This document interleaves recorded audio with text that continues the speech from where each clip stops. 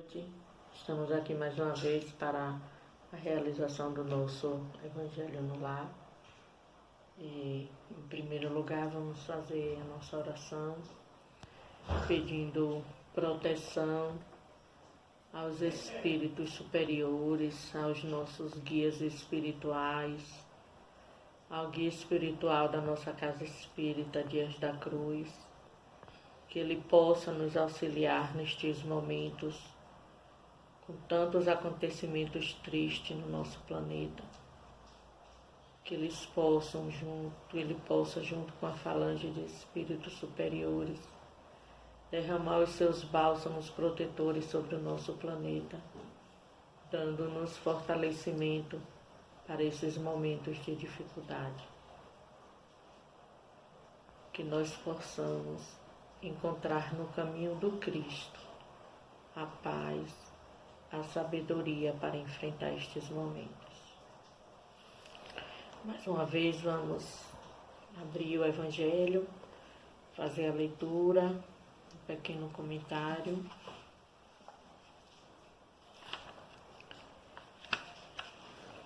Capítulo 16. Não se pode servir a Deus e a Mamon. Item 7. Utilidade providencial da fortuna. Provas da riqueza e da miséria. Se a riqueza devesse ser um obstáculo absoluto à salvação daqueles que a possuem, assim como se poderiam inferir de certas palavras de Jesus, interpretadas segundo a letra e não segundo o Espírito, Deus, que a dispensa, teria colocado nas mãos de alguns um instrumento de perdição sem recursos, pensamento que repugna a razão. A riqueza, sem dúvida, é uma prova muito difícil, mais perigosa que a miséria, pelos seus arrastamentos, as tentações que dá e a fascinação que exerce. É o excitante supremo do orgulho, do egoísmo e da vida sensual. É o laço mais poderoso que liga o homem à terra e afasta seus pensamentos do céu. Produz uma tal vertigem que se vê frequentemente aquele que passa da miséria à fortuna esquecer depressa a sua primeira posição, aqueles que o dotaram, aqueles que o ajudaram, e se torna insensível, egoísta e vão. Mas, do fato de tornar o caminho difícil, não se segue que o torne impossível e não possa se tornar um meio de salvação nas mãos daqueles que dela sabem se servir, como certos venenos podem devolver a saúde se são empregados a propósito e com discernimento. Quando Jesus disse ao jovem que o interrogou sobre os meios de ganhar a vida eterna, desfazei-vos de todos os vossos bens e segue-me. Ele não entendia estabelecer como princípio absoluto que cada um deva se despojar daquilo que possui e que a salvação não tem senão esse preço, mas mostrar que o apego aos bens terrestres é um obstáculo à salvação. Esse jovem, com efeito, se acreditava quite, porque tinha observado certos mandamentos, e, todavia, recua ante a ideia de abandonar seus bens. Seu desejo de obter a vida eterna não ia até esse sacrifício. A proposição que Jesus lhe fez era uma prova decisiva para pôr a descoberto o fundo do seu pensamento. Ele podia, sem dúvida, ser um perfeito homem honesto, segundo o mundo, não fazer mal a ninguém, não maldizer seu próximo, não ser vão nem orgulhoso, honrar seu pai e a sua mãe. Mas não tinha a verdadeira caridade, porque sua virtude não ia até a abnegação. Eis que Jesus quis demonstrar, era uma aplicação do princípio, fora da caridade não há salvação.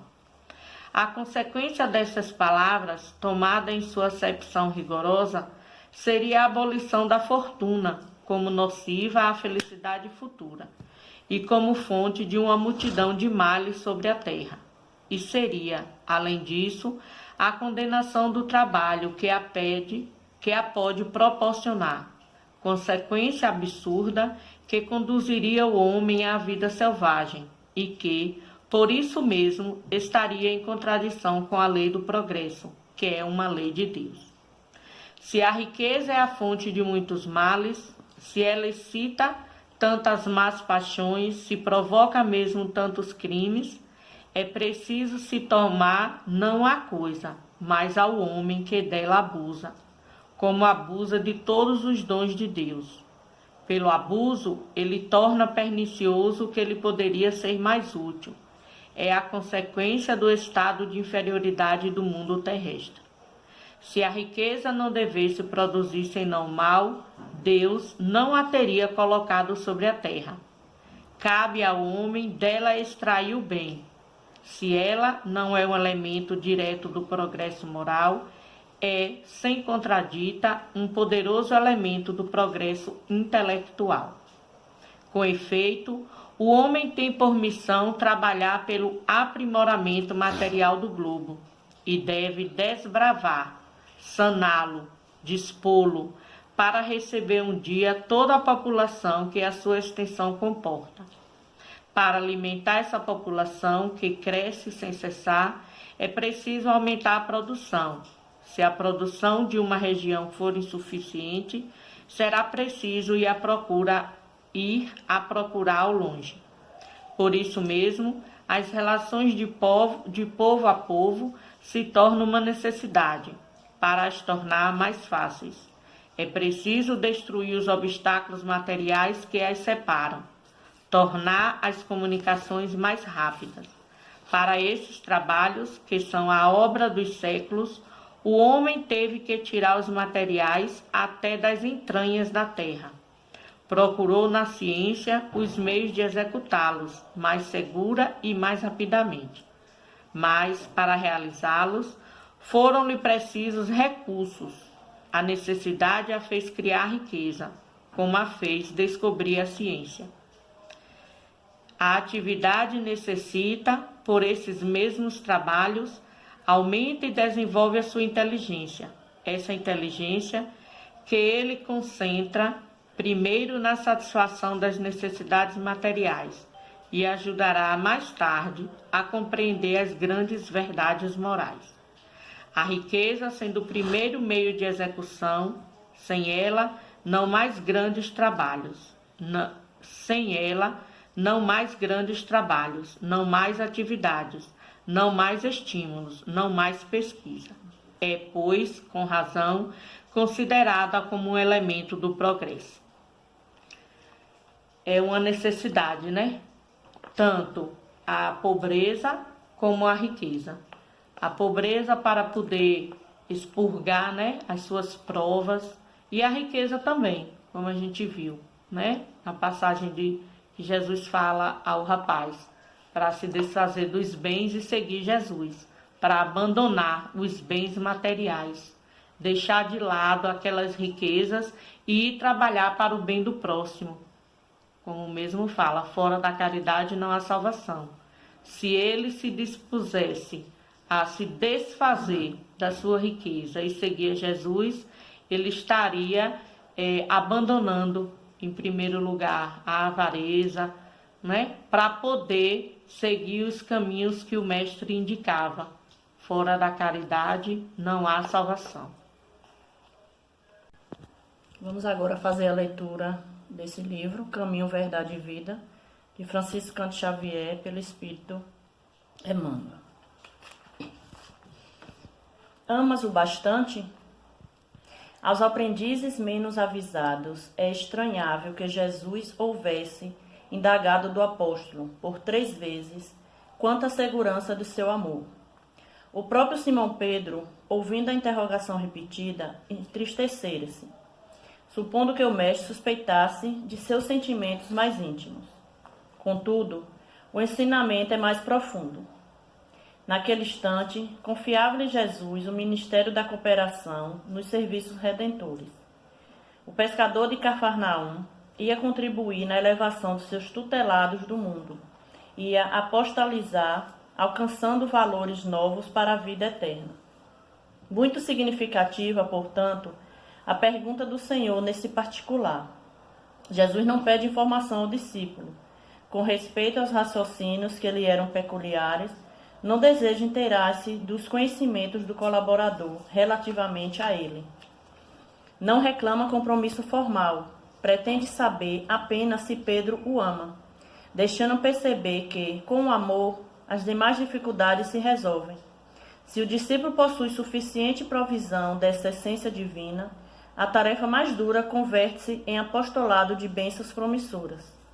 É imperioso, desse modo, reconhecer que as tuas conquistas intelectuais valem muito, que tuas indagações são louváveis, mas, em verdade, somente será efetivo e eficiente cooperador do Cristo se tiveres amor.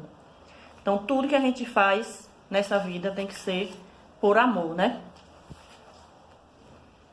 Está nos ouvindo nessa noite, mas no Evangelho no Lar. Vou ler aqui uma mensagem do livro de Minutos de Sabedoria. Deus habita dentro de você. Deixa então que sua bondade se manifeste através de seus olhos, tornando-os brandos de compreensão, quentes de compaixão. Temos pelo perdão constante a todos. Que nenhum olhar de impaciência ou condenação tolde a beleza da sua vida. Que sua fisionomia irradie contentamento de felicidade, de tal forma que todos os que se aproximam de você sejam contaminados pelo seu otimismo. Nesse momento, Senhor, estamos aqui reunidos em Teu nome. Agradecemos por essas palavras aqui ditas. Pedimos as bênçãos dos Espíritos bondosos para todos nós aqui presentes e os que estão nos assistindo nesse momento do Evangelho. Pai nosso que estás nos céus, santificado seja o vosso nome. Venha a nós ao vosso reino. Seja feita a vossa vontade, assim na terra como no céu. O pão nosso de cada dia nos dai hoje. Perdoai as nossas ofensas, assim como nós perdoamos a quem nos tem ofendido. E não deixeis cair em tentações, mas livrai de todo o mal, pois o teu poder, o reino e a glória para todo sempre. Em teu nome, Jesus, em nome dos Espíritos bondosos que se faz aqui presente, damos por encerrado o Evangelho desta noite. Assim seja.